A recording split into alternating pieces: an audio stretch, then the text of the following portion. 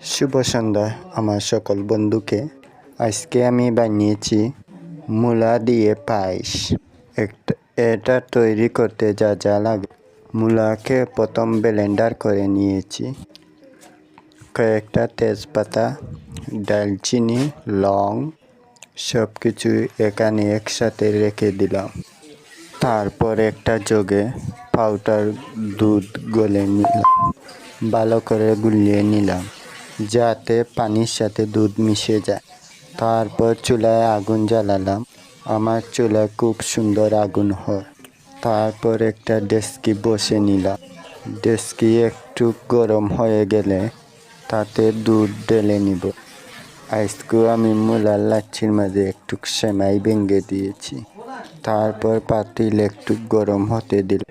এরপর মিক্স করা দুধ, তারপর গুলা দুধ হাঁড়ির মধ্যে দিয়ে দিলাম। তার আগে সেমাইগুলো কিন্তু ভেজে নিতে হবে। সেমাইগুলো ভাজলে কালারটা অনেক সুন্দর আসে। ভাজা শেষ হয়ে গেলে একটা শুকনা প্লেটে ঢেলে নিব। তারপর দুধে ভালোভাবে বলক উঠে গেলে যার পরিমাণ মতো চিনি দিবে। তারপর লাড়তে থাক যতক্ষণ পর্যন্ত চিনিগুলো গলে যাচ্ছে। দুধের সাথে তেজপাতা, লং, এলাচ দিতে হবে যাতে সুন্দর ঘ্রাণ বার হয়। তারপর দুধ ফুটে এলে মূলা ছাড়তে হবে। মূলা দিয়ে এভাবে সবাই লাচ্ছি বানাতে পারে না, কিন্তু মুজাক্কির কুকিং হাউসে সব কিছু সম্ভব। আমি মূলা দিয়ে বড়া বানাতে পারি, মূলার চাটনি বানাতে পারি, মূলা দিয়ে চিপ বানাতে পারি।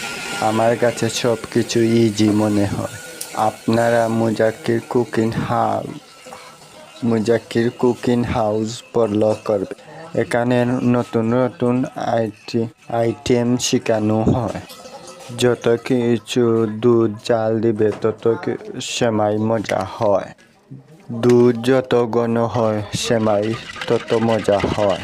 আমি সব কিছু দিয়ে লাচ্ছির সেমাই বানাতে পারি, যেমন মূলা, শালগম, বাংলা কদু, সপ্রি কদু সব কিছু দিয়ে আমি লাচ্ছি বানাতে পারি।